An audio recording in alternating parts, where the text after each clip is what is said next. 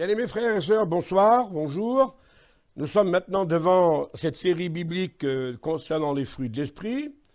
Et je vous rappelle que dans le fruit de l'esprit, il y a la paix.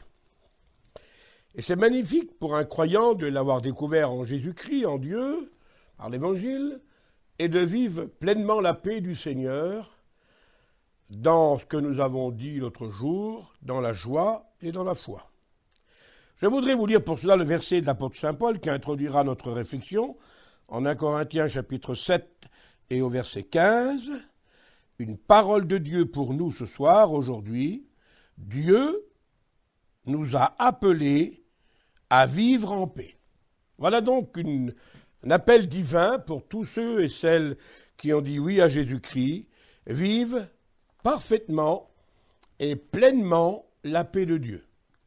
Dans ce monde troublé, difficile, c'est partie du miracle.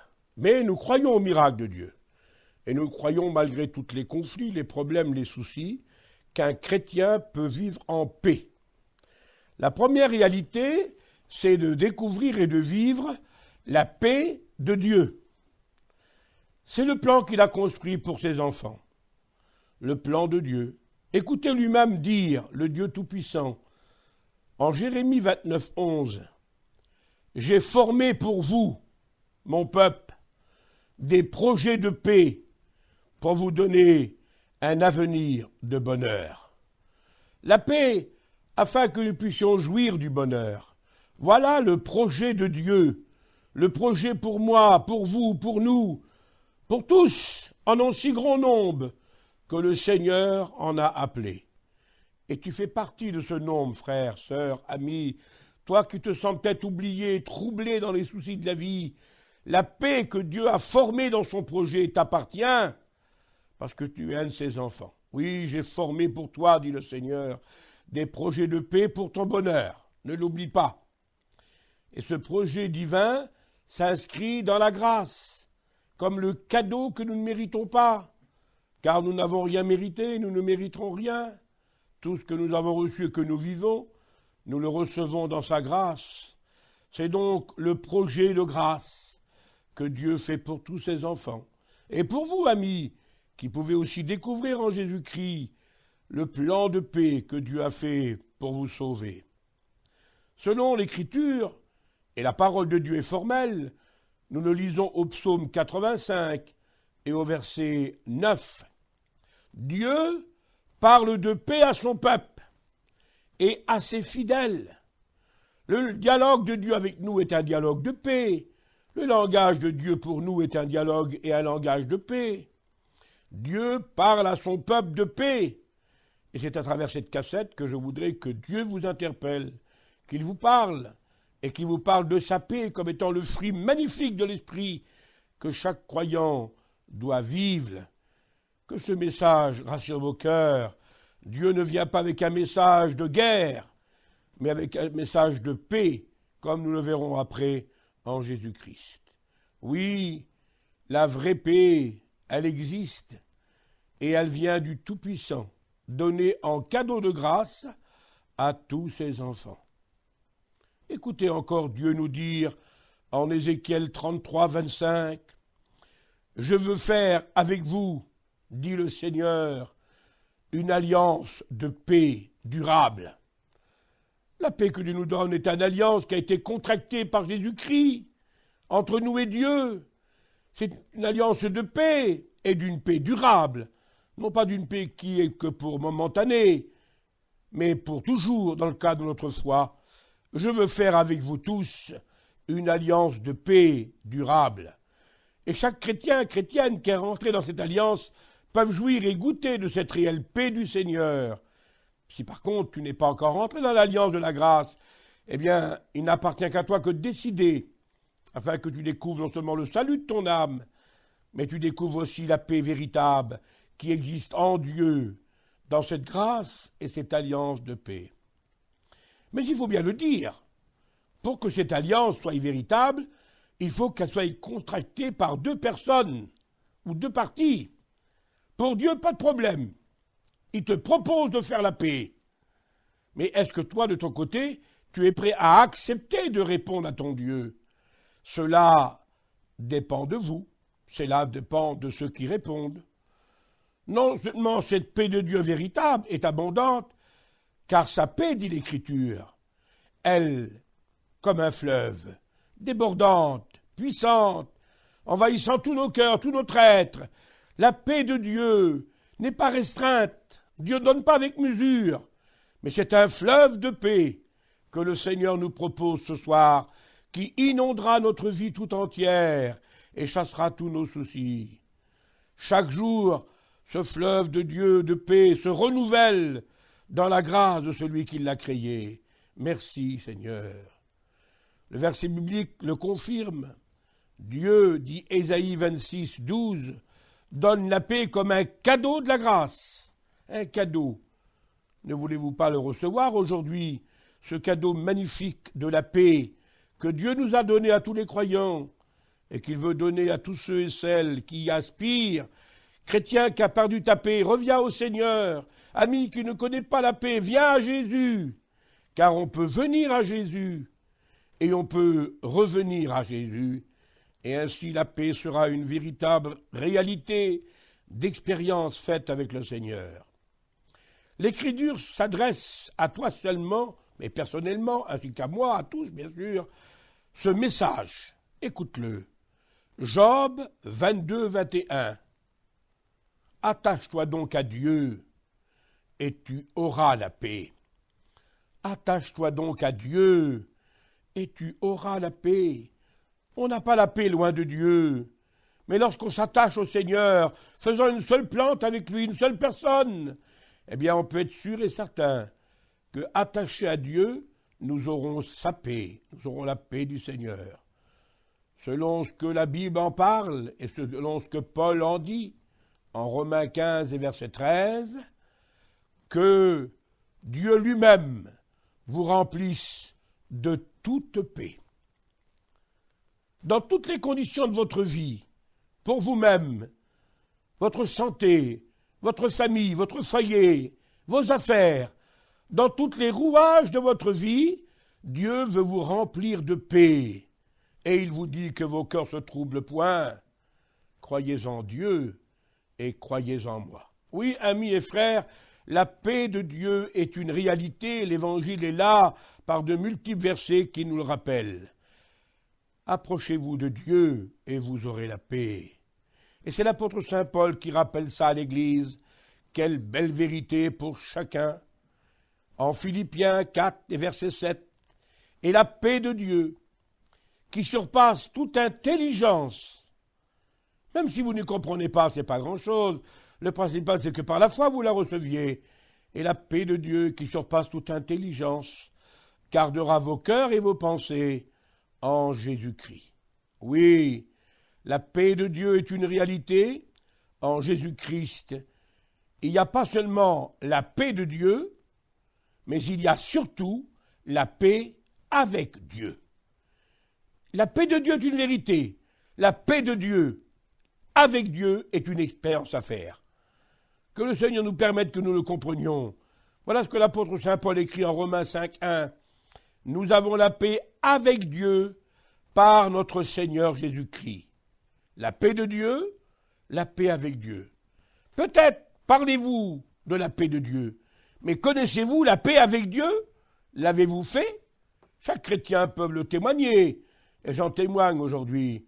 Je connais la paix de Dieu, je connais surtout la paix avec Dieu. Les prophéties avaient prévu cela. L'un des noms que le Messie possède, dit Ésaïe, chapitre 9 et verset 5, on l'appellera Prince de la paix. C'est presque rêveur. Celui qui nous sauve, le Seigneur Jésus, a comme nom prophétique le Prince de la paix. Et ce prince magnifique, qui n'est pas un rêve, va venir vers vous pour vous apporter la véritable paix, enlever tous vos liens, tous vos soucis, tous vos tracas, et vous donner sa paix. Le prince de la paix est vivant, et il rentre dans tous les cœurs de tous ceux et celles qui disent oui au Seigneur. C'est lui, dit le prophète Michée, c'est lui le Messie, au chapitre 5, au verset 4 de son livre, c'est lui qui, deux choses, amène la paix à ceux qui ne l'ont jamais reçue, ou ramène la paix à ceux qui l'ont perdue. Si tu ne l'as pas reçue, tu peux la recevoir. Le Tout-Puissant, le Prince de la paix, t'amènera la paix. Et puis si tu l'as perdue, amis et frères, le Prince de la paix peut te ramener la paix. Il donne la paix et il la redonne. Et que le Seigneur permette que vous le compreniez ce soir en son nom. Oui, loin de Jésus, nous sommes dans le trouble, dans la crainte. Près de Jésus, nous vivons sa paix. Le prophète l'avait annoncé en Zacharie 9,9. « Voici, ton roi vient à toi. Il est humble et il annoncera la paix au monde. » Cette paix pour chaque individu. Tous ceux qui sont consignés dans ce monde peuvent faire avec le Christ l'expérience de la paix de Dieu, la paix avec Dieu. Il annoncera la paix au monde, aux nations. Ainsi, la paix est pour chaque individu de la terre, quelle que soit sa condition. Remarque quand même, pour nous, la paix ne nous coûtera que le prix de notre foi. Mais pour Jésus, ça lui a coûté le prix de sa vie. Telle cette prophétie, il a été blessé pour nos péchés, brisé pour nos iniquités. Le châtiment qui nous donne la paix est tombé sur lui. Amis et frères, pour toi la paix, c'est le prix de ta foi, de ta confiance. Pour Jésus, ce fut le prix de sa vie au calvaire. Car le châtiment qui t'apporte la paix aujourd'hui est tombé sur lui. Et c'est à travers lui, Jésus, dans la croix du calvaire, que tu goûteras la réalité de la paix. Le Seigneur a subi le calvaire, la colère de Dieu, pour que tu ailles la paix avec Dieu, pour que tu fasses la paix avec Dieu. Et l'apôtre Saint Paul est formel. Telle l'Écriture le déclare. En Colossiens, chapitre 1 et verset 20, Christ a fait la paix par le sang de la croix. Et en dehors de la croix, il n'y a pas de paix. En dehors de la rédemption, il n'y a pas de paix. En dehors du calvaire, il n'y a pas de paix. Il a fait pour chacun de nous la paix par la croix, à travers le sang qui fut versé pour chacun de nous. Paul nous fait ressortir trois vérités de cette base biblique. Christ, dit-il, est notre paix. Christ a établi la paix comme fondement de foi. Et Christ est venu proclamer la paix. Dans toutes les dimensions, le Christ est le centre de la paix. Pour la recevoir comme pour la vivre, que ces trois vérités, comme l'apôtre Saint Paul l'a écrit en Éphésiens 2,14, soient une vérité pour vous, car l'homme nouveau, créé selon Dieu et réconcilié avec lui, se trouve dans une pleine paix avec le Créateur. Alors que le péché avait créé en nous une rébellion, nous étions autrefois enfants de colère, mais par le Christ et par la croix, nous sommes des enfants de paix aujourd'hui, parce qu'il a fait la paix par la croix. Voici l'affirmation de l'apôtre Saint-Pierre. Jésus-Christ, acte 10, 36, est le Seigneur de la paix, ou le roi de la paix. Est-ce que ce Seigneur et roi de la paix règne dans ton cœur? Alors tu connaîtras la paix de ce roi merveilleux, ce prince de la paix. Le Seigneur de la paix, c'est Christ, dit l'apôtre Saint-Pierre. Et quiconque entre dans le royaume du Seigneur jouit pleinement de la paix. Laissons le Maître nous dire cette parole merveilleuse qui depuis 2000 ans retentit à tous les oreilles, au monde. Jean 14, 27, « Je vous donne ma paix, je vous laisse ma paix. » Un cadeau de la grâce. Laissez fermer votre portefeuille, mais ouvrez vos cœurs. C'est un cadeau qui ne se paye pas. Votre argent, vous n'en aurez certainement pas assez pour payer la paix, mais Jésus l'a payé pour vous au prix de sa vie. Et il vous dit aujourd'hui, je vous donne ma paix. Et pour bien préciser, il redit en Jean 16, 33, vous avez la paix en moi. En dehors du Christ, il n'y a pas de paix, mais trouble, crainte, peur. Mais dans le Seigneur, vous aurez la paix en moi, dit le Seigneur. Ainsi, cette paix ne se trouve en personne d'autre que dans le Prince de la paix. Déjà, à sa naissance, les anges l'ont chanté de toute leur force pour que le monde entier l'entende. Et depuis 2000 ans, ce chant retentit de Luc 2 au verset 11. Un sauveur vous est né, paix sur la terre. En venant sur la terre, le Christ a apporté la paix par la croix, la paix par son sang. Un sauveur est né, paix sur la terre. Et vous pouvez jouir et vivre pleinement de cette paix. Christ t'appelle à cette expérience. Toi aussi, en ce jour qui t'est donné, si tu connaissais ce qui appartient à cette paix. Jésus fait cette remarque à Jérusalem. Mais toi, tu peux découvrir ce qui appartient à ta paix. Ah, si tu connaissais ce qui appartient à ta paix, si tu connaîtrais le Christ de la paix, le Prince de la paix, ta vie serait transformée.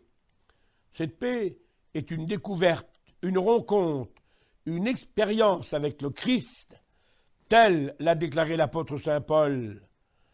En Colossiens 3,15, vous avez été appelés à la paix de Christ. Appelés à la paix de Christ. À vivre pleinement et jouir pleinement de ce salut dans la paix, de cette joie dans la paix, tel que le Saint-Esprit peut reproduire ça dans son fruit en chacune de nos vies. Paul en fait un sujet de prière pour l'Église, et il dira en 2 Thessaloniciens 3,16 que le Seigneur de la paix vous donne lui-même la paix en tout temps et de toute manière. Le Seigneur de la paix. Nous avons vu par l'Écriture que la paix se trouve en Dieu, que nous avons la paix avec Dieu, et que nous avons la paix avec Dieu par Jésus-Christ, le Prince de la paix, lui qui a fait la paix par la croix. Maintenant, l'évangile est formel. Romains 14, verset 17. Tel l'enseignement de Paul. La paix par le Saint-Esprit. Le fruit de l'Esprit, d'ailleurs. Oui, la paix est donnée par le Saint-Esprit aussi, par le Père, le Fils et le Saint-Esprit. Et c'est magnifique, chacun de nous, là, à notre place, où nous sommes, à l'écoute de cette cassette, en lisant vos Bibles, dans la prière, en acceptant surtout parfois la parole de Dieu, la paix peut remplir votre cœur. Le Saint-Esprit peut vous remplir de paix. Dieu est le fondement de la paix. Jésus est celui qui l'a accompli à travers sa mort au calvaire. Le Saint-Esprit est celui qui nous en fait jouir pleinement l'expérience. Oui, l'amour de l'Esprit, écrit l'apôtre Paul en Romains 6, chapitre 8, verset 6, l'amour de l'Esprit, c'est la paix. Car il y a beaucoup d'amour dans la paix. Et puis il y a l'Esprit Saint dans la paix. Ne l'oublions jamais. Il y a beaucoup de paix, dit la Bible, dans cette rencontre avec le divin, avec le Père, le Fils et l'Esprit, comme nous venons de le dire. La paix nous invite à l'unité, telle cette note biblique de l'apôtre Paul en Éphésiens 4,3, car l'unité de l'Esprit par le lien de la paix. C'est le Saint-Esprit qui nous unit à Dieu et à Jésus, à nos frères, et qui nous permet de vivre pleinement de cette paix de la grâce. Il n'y a pas d'unité en dehors du lien de la paix. Et c'est le Saint-Esprit qui crée ce lien d'unité de la paix. Ainsi, le lien qui unit les croyants reste la paix. La paix, dit Paul, est prouvée par son fruit, comme nous l'avons cité, Galates 5, 22. Elle est prouvée par un fruit qui existe dans la vie d'un croyant et qui s'appelle le fruit de l'Esprit, c'est la paix. Il doit être visible dans chacune de nos vies, pour chaque chrétien véritable. Vous vous rappelez, frères et sœurs, avant de continuer, Dieu vous appelle à sa paix. Dieu, en Jésus-Christ, a fait la paix. Le Christ l'a accompli au calvaire pour vous. le Saint-Esprit vous permet d'en jouir et de la vivre pleinement. Maintenant, il faut aussi le dire, et l'Écriture est nombreuse à ce sujet-là pour le confirmer, la paix que nous donnent les Écritures. Magnifique parole de Dieu qui permet à tout chrétien, dans certaines anxiétés, craintives, peureux, lorsqu'ils se tournent vers la parole du Seigneur et lisent la Bible, la paix revient dans leur cœur, car l'Écriture est un message de paix. Oui, l'Écriture apporte la paix, et chacun de nous peut le confirmer. L'enseignement biblique, dit le Proverbe 3 au verset 1, « Mon fils, mon enseignement augmentera ta paix. » Et plus nous lirons les enseignements de la parole, plus la paix grandira dans nos cœurs. C'est l'enseignement de l'Écriture qui apporte la paix au cœur troublé, en quelque condition que ce soit, la paix par l'Écriture. Je le confirme ici, combien de fois il m'est arrivé, dans l'anxiété peut-être, le cœur faible, me tournant vers mon Dieu, vers Jésus l'Esprit et vers l'Écriture, je repris le chemin de la confiance, le chemin de la paix. Il en est ainsi pour chacun de vous. Voulez-vous que votre paix grandisse chaque jour et se développe?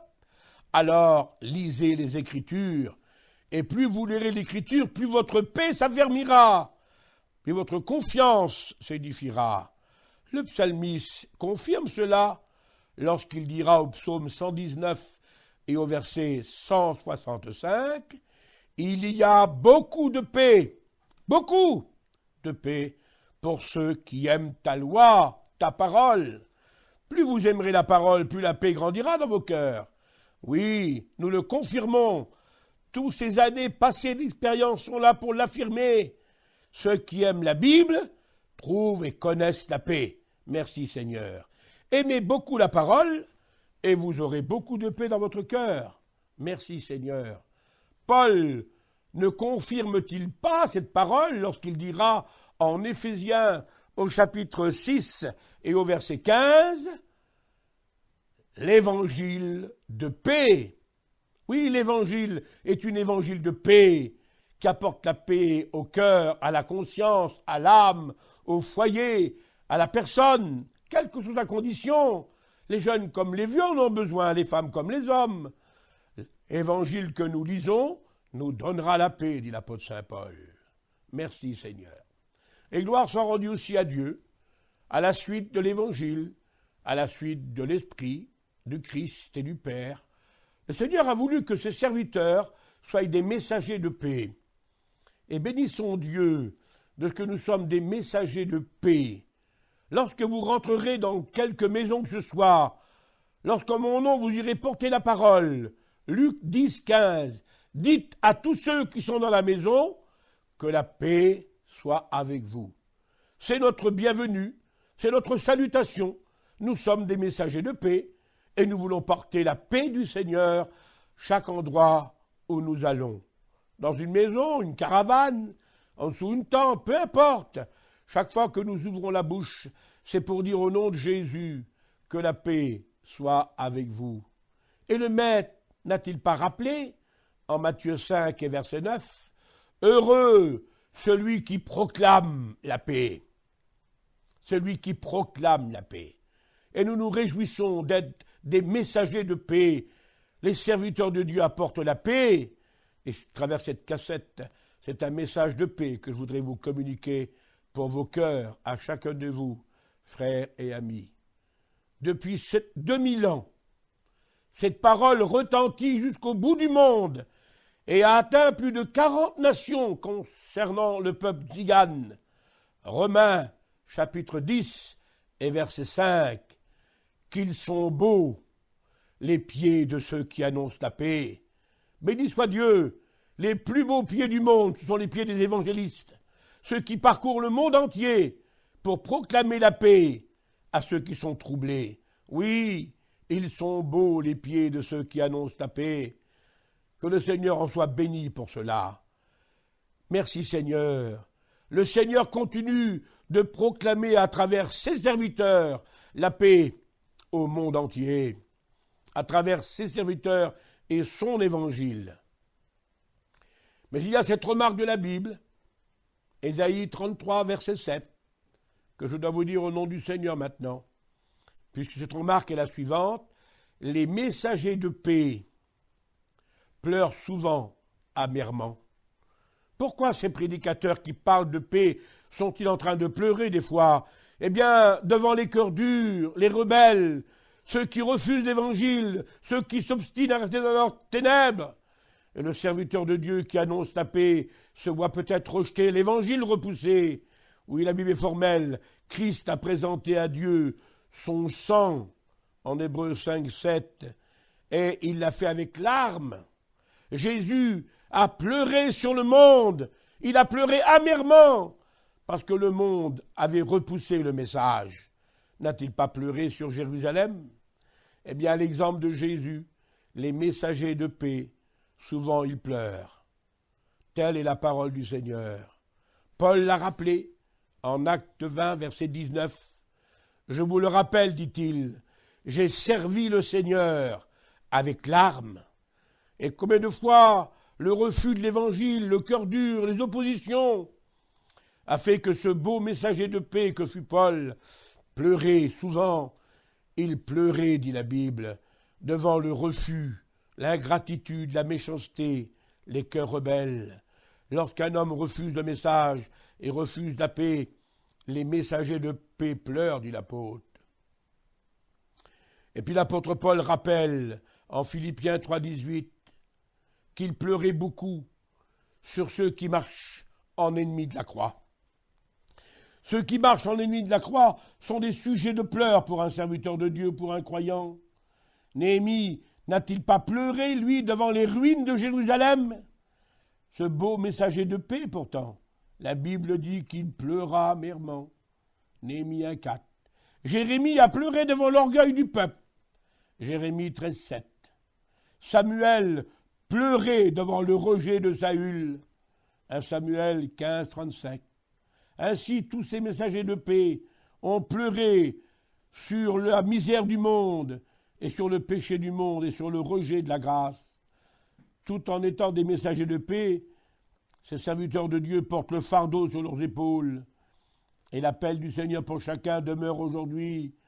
À côté de l'autel doivent pleurer les sacrificateurs, qu'ils diront à leur Dieu, « Seigneur, épargne ton peuple. » Joël 2,17. Serviteurs de Dieu de l'autel, pleurant amèrement pour que le peuple de Dieu soit épargné. Voilà la devise du messager de paix, intercéder pour les coupables, pour les rebelles. Telle cette parole du Seigneur, éternel, psaume 6 et verset 9.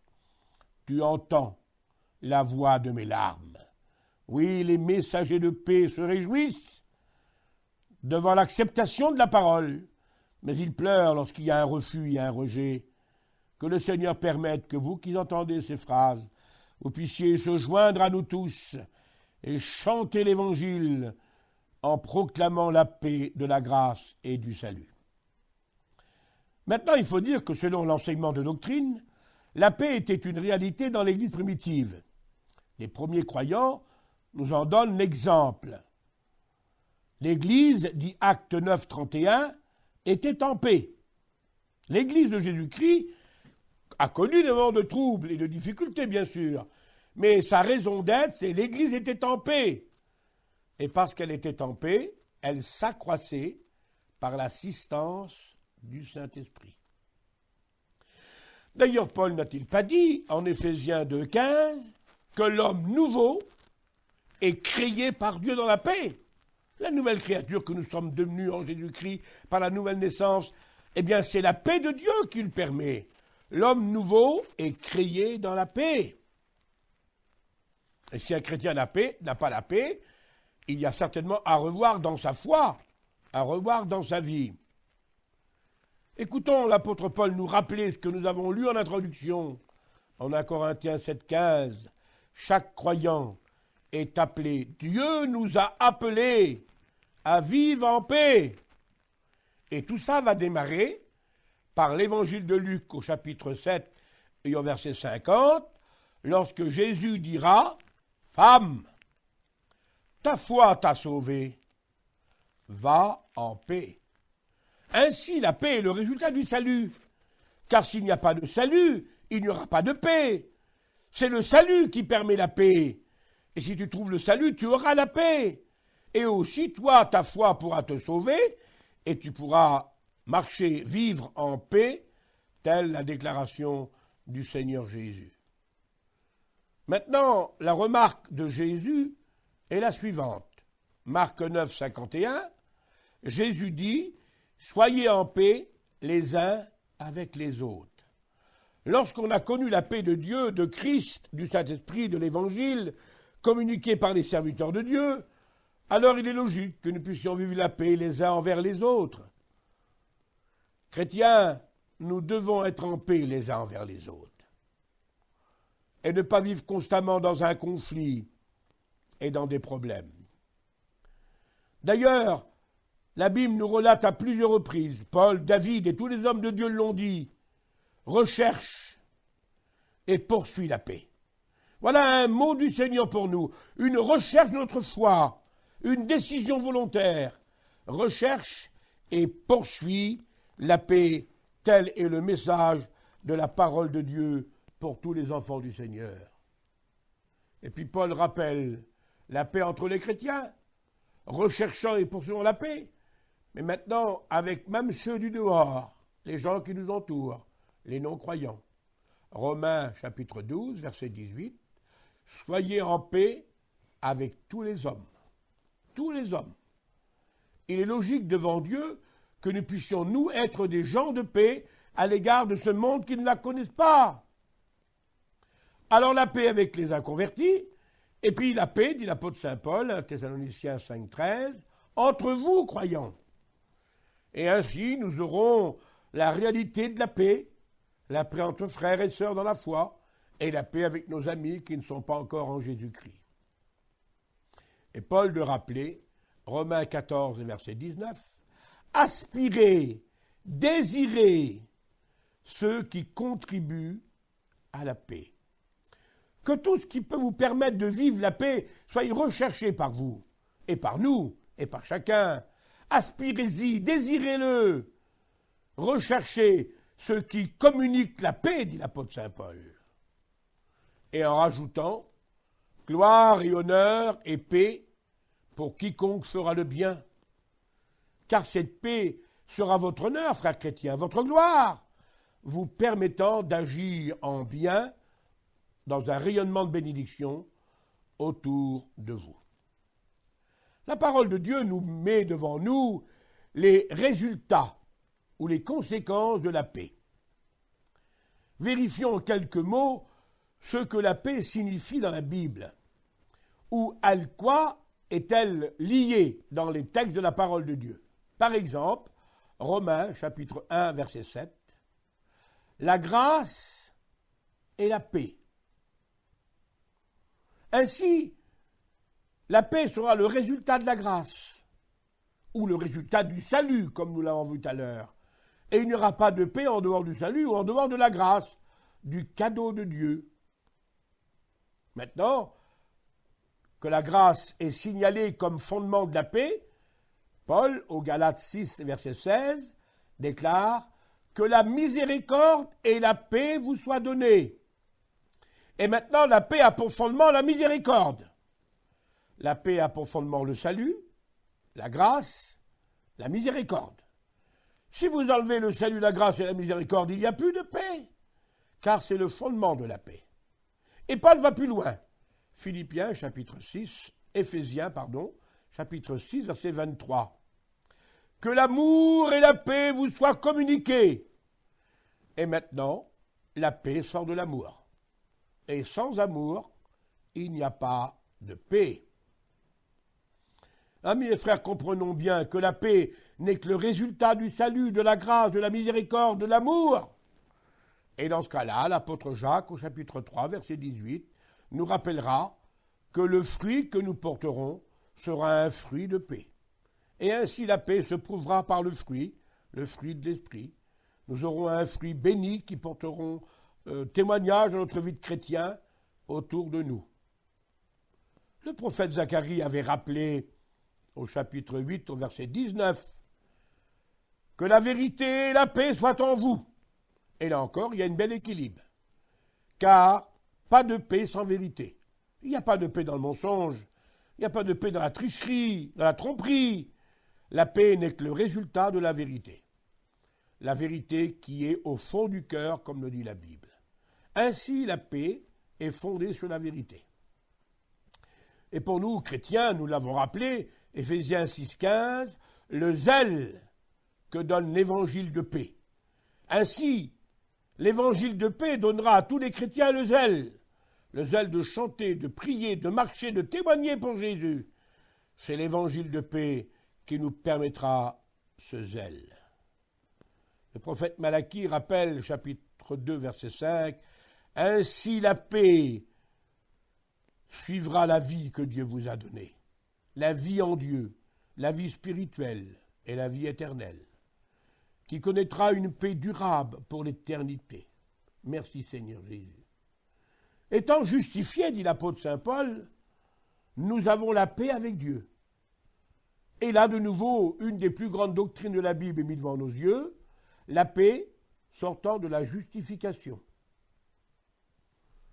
Que la foi et la paix vous soient données, Luc 7, 50, la foi et la paix. Proverbe 12, 20, que la joie et la paix, voilà encore la paix associée à tous ses vérités. La parole de Dieu précise, que la sanctification et la paix, la sanctification et la paix, l'enseignement de Dieu et la paix, que l'espérance et la paix vous soient communiquées. Et puis que l'éternité soit pour vous, dit Ésaïe 9,6, une éternité de paix. Ainsi, on retrouve la paix toujours dans les dimensions bibliques, avec toutes les données de doctrine. Et si vous enlevez les données de doctrine, la paix n'est pas véritable. Voici donc 14 vérités bibliques que je viens de vous citer, où la paix est le résultat du salut, de la grâce, de la miséricorde, de l'amour, du fruit, de la vérité, du zèle, de la vie, de la justification, de la foi, de la paix, de la réconciliation, de l'espérance et de l'éternité. Maintenant, la parole de Dieu met devant nos yeux, et je vous prie d'y faire attention, frères et sœurs, ces trois dimensions de la paix dans le cadre d'un foyer chrétien ou d'une vie chrétienne. C'est Job 21, verset 9, qui déclare « Dans leur maison, la maison du croyant, règne la paix. » Considérons que c'est l'accueil que nous pourrions donner à ceux qui ne connaissent pas Jésus. Dans le cadre du salon, si vous me permettez, dans la maison d'un chrétien, lorsque quelqu'un rentre, le rayonnement de la paix doit être une vérité. Parce que tous doivent convenir que la paix règne dans cette maison. Dans leur maison règne la paix. Ça, c'est pour l'évangélisation.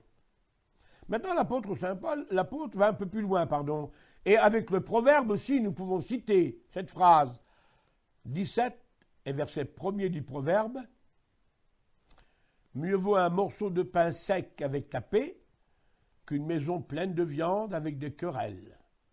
La paix maintenant, dans le cadre de la cuisine, c'est-à-dire le père, la mère et les enfants, là où on peut manger, là où on est en famille, que le Seigneur nous y aide.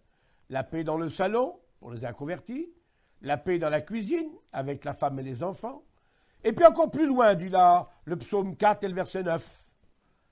Je me couche et je m'endors en paix, la paix dans la chambre à coucher, la paix dans le couple entre l'homme et la femme, la paix à toutes les dimensions, la paix pour les inconvertis qui viennent chez nous, la paix dans le cadre de notre famille, la paix dans le cadre de notre couple.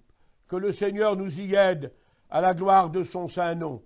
Merci Seigneur Jésus. Bien-aimés, après avoir vérifié ces dires de la parole de Dieu, nous vous avons rappelé que la paix de Dieu est une vérité, que la paix avec Dieu est une vérité, que la paix par le Christ est une vérité, que la paix par le Saint-Esprit est aussi notée puissamment, que la paix nous est aussi communiquée à travers la diffusion du message des ministères de paix.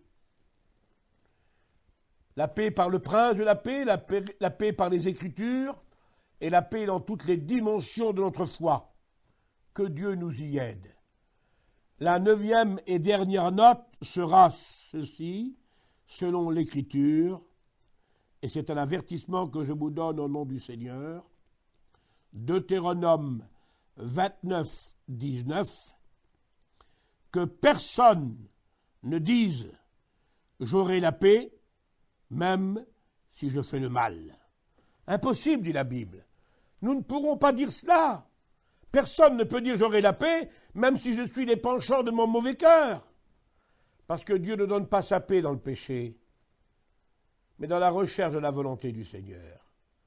Un cœur qui n'obéit pas à Christ ne connaîtra jamais la paix. L'Écriture est formelle et le confirme. Écoutez, Ésaïe le prophète le rappelait, Ésaïe 48, 22.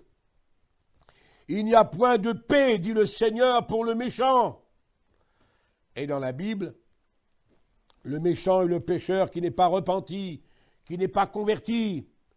Et il n'y a pas de paix pour le méchant. Alors il n'y a pas de paix pour le croyant qui dit « je ferai ce que je voudrais, j'aurai la paix ». C'est faux, c'est un mensonge du diable. Et il n'y a pas de paix pour le pécheur qui ne se tourne pas vers Dieu. La paix, dans toutes les dimensions, n'est donnée que par le Christ, par Dieu, par l'Esprit et la parole, qu'à ceux qui recherchent la paix. Oui, il n'y a pas de paix pour le méchant. Voilà pourquoi cette vérité de l'Écriture, parce que le méchant parle de paix, au psaume 28, au verset 3, mais c'est la malice qui est dans son cœur. Bien sûr, pas pour tous les hommes de la terre, mais combien d'hommes parlent de paix et font la guerre? D'ailleurs, Paul le déclare, lorsque les hommes diront paix, paix, c'est la ruine qui viendra sur le monde. Et voilà les hommes sans Dieu, ils parlent de paix, mais ils font la guerre, et ils ont la malice dans leur cœur. Paul prophétise un avenir très sombre pour le monde, justement en parlant de la ruine qui surprendra les hommes qui ne font constamment que de parler de paix. Amis et frères, la paix, il n'y a que le Christ qui la donne. Elle ne se trouve pas dans le monde, elle ne se trouve pas dans la religion, elle est en Dieu, en Jésus, dans le Saint-Esprit, dans la parole. Elle est diffusée par les messagers de paix et elle est vécue et réalisée par les croyants nés de nouveau. Jean confirme cela dans cette période de grande détresse lorsqu'il dit, malheureusement pour ce monde sombre, Apocalypse chapitre 6, verset 4, « La paix sera enlevée de toute la terre. » Vient un jour, après l'enlèvement de l'Église, que c'est constamment le trouble, la détresse, la grande détresse qui s'installera sur la terre entière. La grande épreuve, comme l'a écrit la Bible, gloire à Dieu, de ce que les chrétiens qui ont la paix seront enlevés auparavant et iront rejoindre leur Seigneur, le Prince de la paix, dans l'éternité de paix. Le Maître vous invite aujourd'hui, amis et frères, à travers cette cassette écoutée par vous. Aujourd'hui, le Prince de la paix vous dit « Venez, venez à moi, vous tous qui êtes fatigués, chargés, et je vous donnerai du repos. Je vous donne ma paix, je vous donne ma paix. » L'Écriture termine cette note, et je vous la rappelle avec Job 22, 21. Pour vous tous, amis et frères, attache-toi donc à Dieu. Attache-toi donc à Dieu. Donne-lui donc ton cœur, et tu auras la paix. Et la paix de Dieu, la paix de Jésus-Christ, la paix du Saint-Esprit, la paix de la parole de Dieu, et cette paix gardera ton cœur et tes pensées en Jésus-Christ. Et le jour viendra où nous quitterons les troubles de la terre, les conflits de ce monde, les soucis de ce monde, et nous rentrerons pour l'éternité dans le royaume du Prince de la paix. Nous verrons celui qui a fait la paix par le sang de la croix, celui qui nous a permis de la rencontrer ici-bas, de la vivre ici-bas, et pour l'éternité, nous serons en sa présence. Oui, chrétien, ce fruit d'esprit qu'est la paix doit être une réalité dans ta vie de croyant, dans ma vie de croyant, et dans la vie de chacun de ceux et celles qui ont dit oui à Jésus-Christ. Attache-toi à Dieu, viens à Jésus-Christ, lis la parole, permets que l'Esprit Saint agisse dans ton cœur et tu trouveras toi aussi cette paix magnifique qui est le cadeau de la grâce de Dieu. Je prie le Seigneur pour vous maintenant en demandant à Dieu que dans quelque besoin que ce soit que vous ayez, pour vous, le besoin de santé, le besoin de vos enfants, le besoin de vos parents, de vos familles, même pour les affaires courantes de la vie, que vous puissiez vivre constamment la paix du Seigneur. Et je termine par cette petite histoire. Un jour, des peintres, on leur avait demandé de reproduire le plus beau tableau qui reproduisait la paix. Et puis les peintres ont fait des chefs-d'œuvre. Certains ont fait des sous-bois, des vertes vallées, des pots de fleurs, ou toutes sortes de choses, de montagnes enneigées, qui produisaient la paix. Et aussi bizarre que cela fût-il, ce ne sont pas ces peintres qui ont gagné le premier prix du concours, mais un peintre qui a eu la bonne idée de peindre une tempête extraordinaire, qui déracinait les arbres, enlevait les toitures, arrachait les branches. Bizarre pour parler de la paix. Et il avait mis dans un coin d'un arbre 2 petits oiseaux qui se blottissaient les uns contre les autres. Et le peintre avait marqué sous son tableau « La véritable paix, elle existe lorsqu'il y a une grande tempête. » Et les petits oiseaux attendaient que la tempête passe. La vraie paix dans la tempête, elle existe, mes frères et sœurs. Et rappelez-vous-le, alors que les disciples allaient sombrer et qu'ils croyaient que leur mort allait arriver, Jésus s'est levé majestueusement dans la barque et a dit à cette tempête « Silence, tais-toi » Et les disciples furent troublés. Qui est celui-même à qui les vents et la tempête obéissent? Le prince de la paix a tout pouvoir et peut tout faire pour vous. Sauver vos âmes, guérir vos maladies, vous apporter tout ce que vous avez besoin. Nous vous appelons ce soir à travers ce message à savoir que Dieu vous appelle à la paix, que Jésus en a payé le prix pour vous, que le Saint-Esprit vous la donne et que vous la trouverez dans l'Écriture. Venez à nos réunions, écoutez les messagers de paix, et la paix de Dieu, qui surpasse toute intelligence, gardera vos cœurs et vos pensées en Jésus-Christ. Oui, le fruit de l'Esprit, c'est la paix. Amen. Que Dieu vous bénisse.